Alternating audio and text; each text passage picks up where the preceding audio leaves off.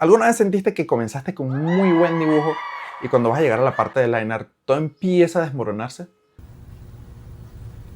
Todo empieza a hacerse raro, tu trazo se ve tembloroso o no se ve bien como se ve el trazo profesional de otros artistas. Obviamente yo también estuve ahí y no es falta de talento ni que no sirves para eso, simplemente es falta de técnica.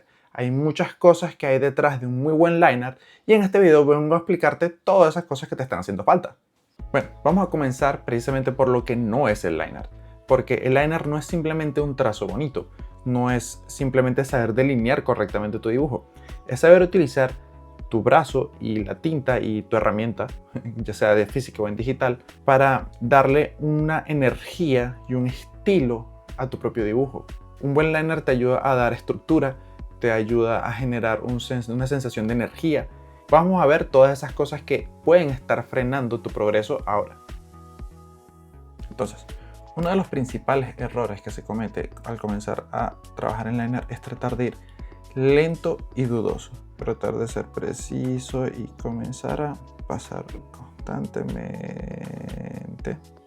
Este tipo de trazo obviamente hace que tu ritmo se pierda.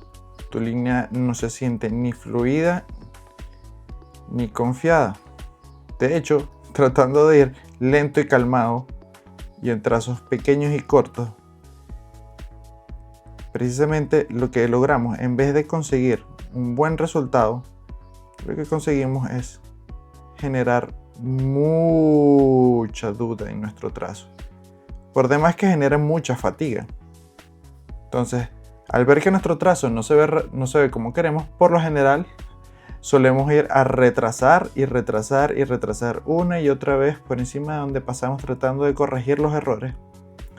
Por supuesto, esto no va a lograr nada bueno.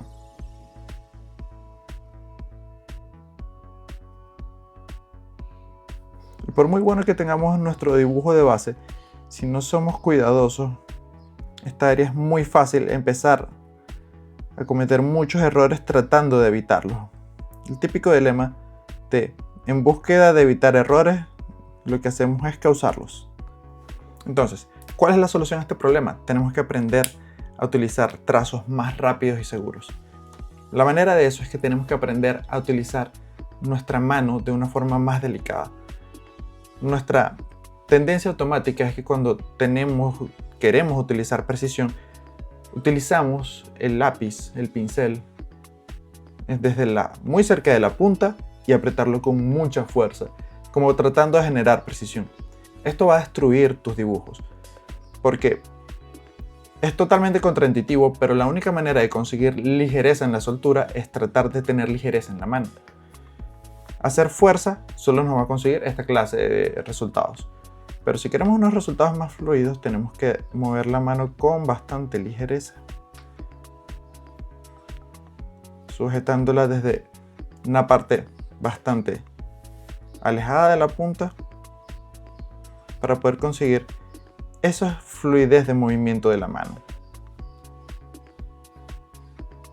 Solo cuando de verdad necesitamos generar detalles pequeños y delgados es donde vamos a agarrar el lápiz cerca de la punta, pero eso incluso no vamos a apretar la mano, simplemente vamos a acercar la mano más a la punta del lápiz, pero lo ideal es que sujetemos el lápiz desde la parte de atrás.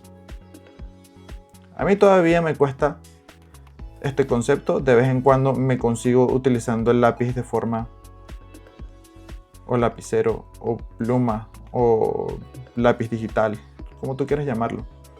De esta manera, de tratar de agarrarlo desde la punta, y cada vez que lo hago, evito continuar haciéndolo, inmediatamente cambio a un agarre más lejano.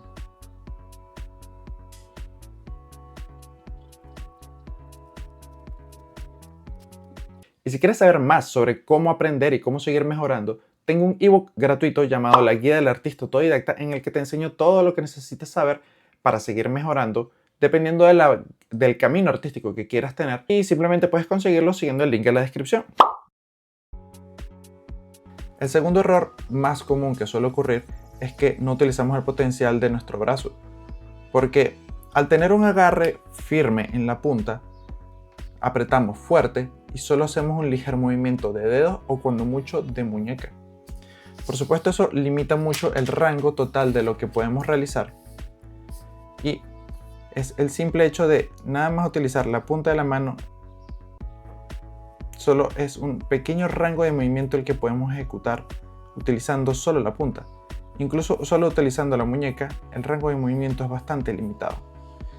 Pero si utilizamos el codo como otro eje extra de movimiento, el rango de movimiento que puedo ejecutar es bastante amplio y me da un resultado bastante agradable, porque puedo tener buen control de lo que estoy haciendo, sobre todo si sé cuáles son los ángulos beneficiosos para este rango, que obviamente si trato de hacer un ángulo que es más difícil para el movimiento de mi brazo y cada quien tiene que descubrir cuáles son sus rangos de movimiento más complicados, va a ser más difícil conseguir un buen trazo. Incluso en una ejecución correcta también utilizamos el codo y el hombro. Si nos imaginamos el brazo completo como una seguidilla de ejes, donde tenemos primero, el primer punto de eje serían los dedos. El primer punto de eje sería los dedos, que es la que la mayoría solemos estar acostumbrados a hacer, solo moviendo esta parte. El segundo punto de eje sería la muñeca. Muchos también suelen utilizar la muñeca, pero también nos da un rango limitado de movimiento, porque simplemente podemos mover esta área y podemos mover tal vez esta área. Si agregamos un tercer ángulo de movimiento, nuestro rango de movimiento se amplía muchísimo. Y si por supuesto agregamos el hombro, el rango de movimiento se vuelve mucho más enorme. No solamente mucho más enorme, sino que nos da una mayor estabilidad y una mayor fluidez.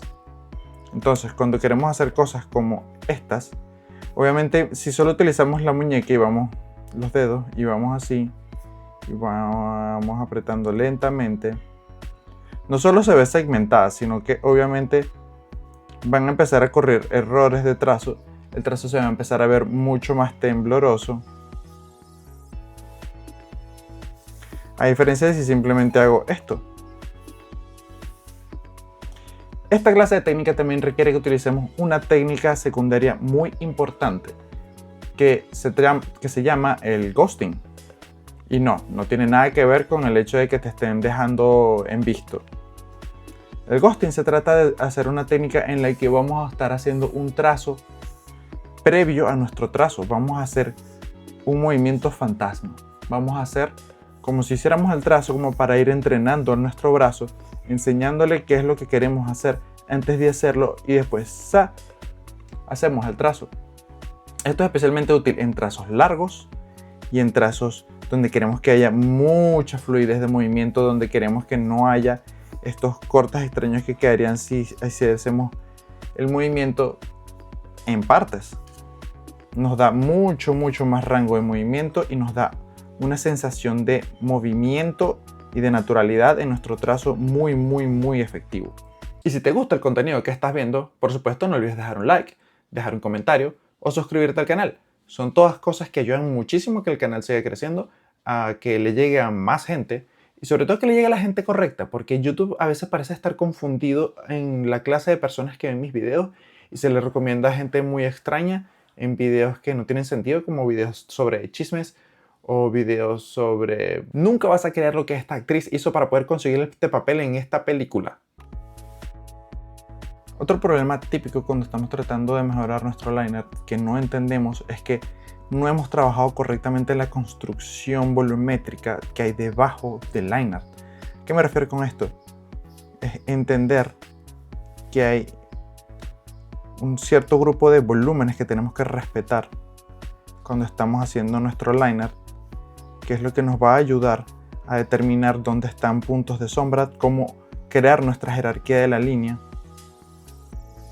y todas estas cosas que van a ayudar a que cuando estemos haciendo la construcción del liner entendamos qué es lo que hay detrás de eso. Sin una buena construcción volumétrica es complicado que cuando queramos pasar este boceto a algo más elaborado nos salga correctamente. Porque al yo tener esta construcción volumétrica yo puedo entender con mayor facilidad dónde van a estar mis puntos de volumen.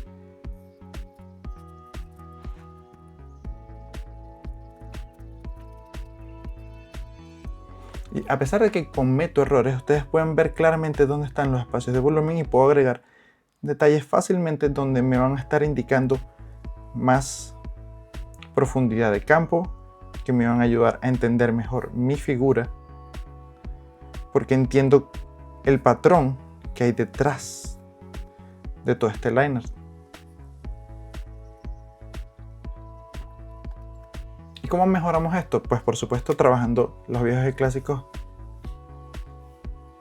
objetos geométricos. Aprender lentamente a entender dónde están nuestros puntos de iluminación y cómo se comportan esas sombras. A entender cómo hacer un mejor liner, porque vamos a empezar a pensar en jerarquía de la línea, tanto por ejemplos de volumen, aprender a utilizar la jerarquía de la línea para objetos que estén más cerca. ¿Cómo trasladamos esto a un mejor liner?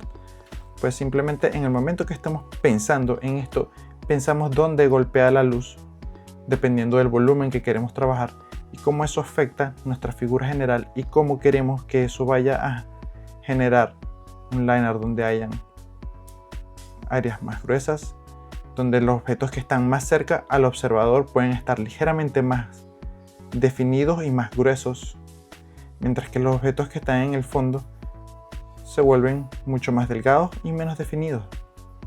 Por supuesto, si quieren mejorar su técnica de dibujo de figura y forma, de cómo entender la volumetría y todas esas cosas, tengo todo un video explicando todo ese tema y que pueden verlo justo acá, pero después que terminen de ver este. Uno de los últimos errores que yo considero es un error clásico que solemos cometer muchos los artistas cuando estamos queriendo hacer un line art, es no hacer una limpieza previa decente de nuestro boceto inicial.